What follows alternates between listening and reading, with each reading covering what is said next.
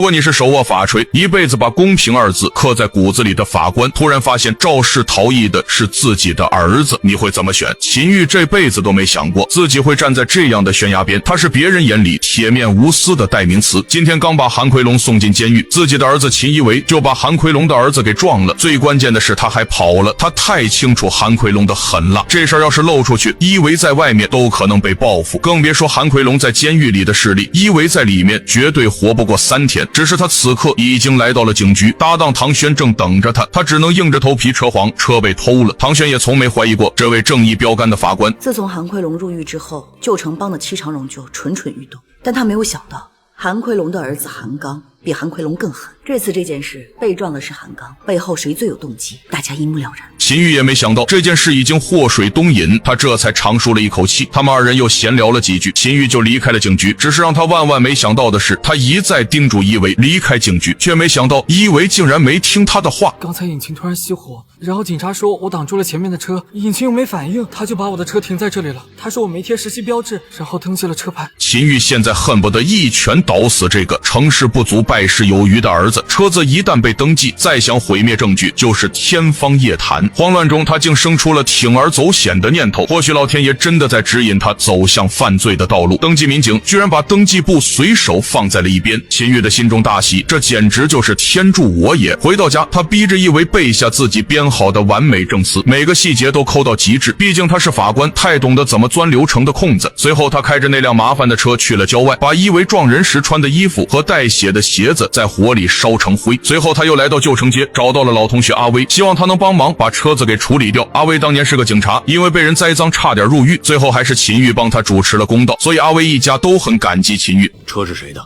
因为有些事我不方便出面，所以再找你帮忙。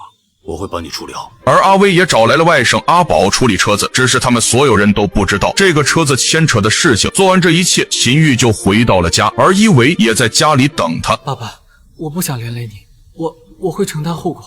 快去睡吧，睡醒明天就没事了。秦玉的妻子已经不在了，一维是他唯一活下去的希望。只是他真的能为了亲情而背叛心中的信念吗？他可是一个正义的法官。如果一维撞的不是韩奎龙的儿子，或许他也不会走到今天这一步。本来秦玉以为处理掉车子就可以高枕无忧了，却没想到阿宝在处理车子的时候，偏偏撞上戚长荣和韩奎龙手下火拼，还因为没有证件被警察以无证驾驶加偷车被抓了。第二天，阿威就急忙找到了秦玉询问情况，同时阿威也知道了那辆车就是秦玉的，所以他一连串的问了秦玉好几个为什么。你为什么要把车拆了？为什么那辆车是尸车？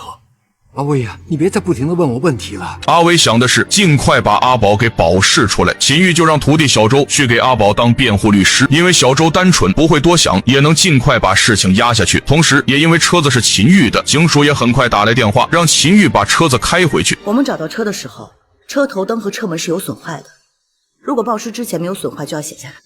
报失之前没有。为了不留下痕迹，秦玉说谎话都不带脸红的。不过避免节外生枝，他还是很快就把车子给开走了。不过他刚走没多久，警员就从肇事的摩托车上提取到了一些不属于摩托车的油漆，经过分析确定是日本车。你说的是日本车，再加上有碰撞痕迹，还有现场找到了车头灯碎片。